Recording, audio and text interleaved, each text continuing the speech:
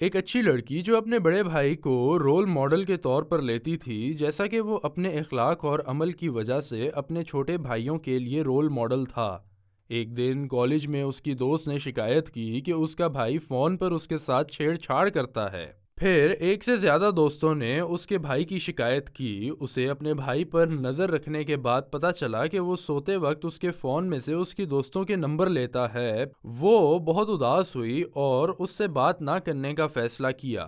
کچھ دنوں بعد بھائی نے اس کے اتنے کھردرے رویے کی وجہ جاننے کی کوشش کی تو اس نے اس سے کہا، ہم نمک کا استعمال چیزوں کو بچانے کے لیے کرتے ہیں، اس لیے کہ وہ خراب نہیں ہوتی، لہٰذا اگر نمک خراب ہو جائے تو ہم کیا کریں؟ میرا مطلب سمجھنے کے لیے میں آپ کو ماضی کی ایک کہانی سناؤں گی۔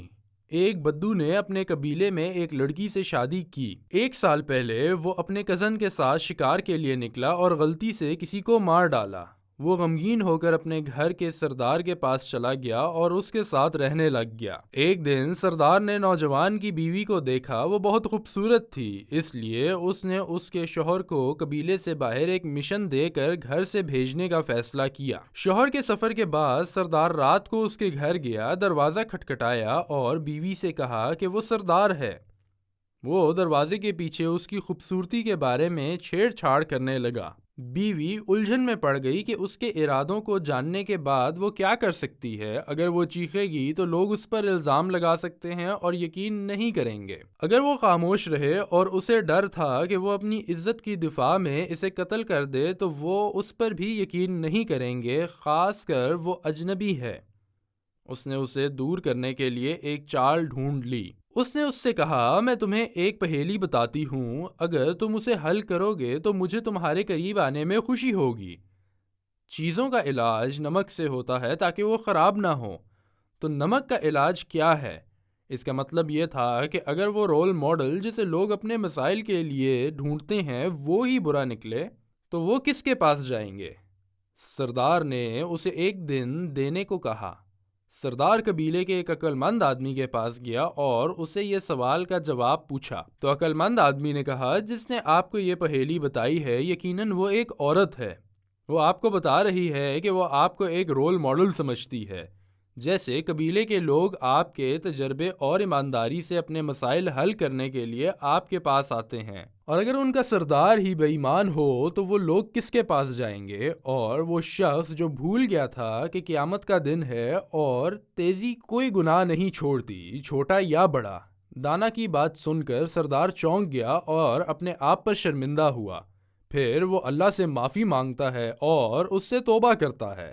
جب لڑکی نے کہانی ختم کی تو اس نے اپنے بھائی سے کہا، میں نے تمہیں وہ بات یاد دلائی ہے جو اللہ تعالیٰ نے نبی شعیب علیہ السلام کی قوم سے فرمایا تھا۔ میں وہ کام نہیں کرنا چاہتا جس سے میں تمہیں منع کر رہا ہوں۔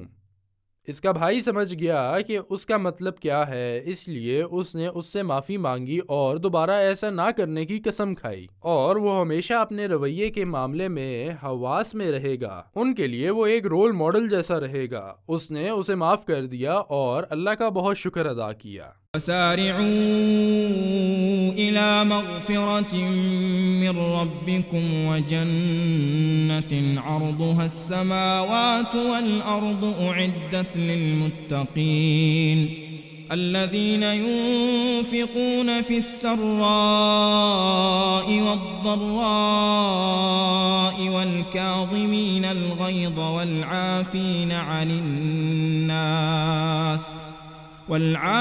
عن الناس والله يحب المحسنين والذين إذا فعلوا فاحشة أو ظلموا أنفسهم ذكروا الله فاستغفروا لذنوبهم ومن يغفر الذنوب إلا الله ولم يصروا على ما فعلوا وهم يعلمون أولئك جزاؤهم مغفرة من ربهم وجنات تجري من تحتها الأنهار خالدين فيها ونعم أجر العاملين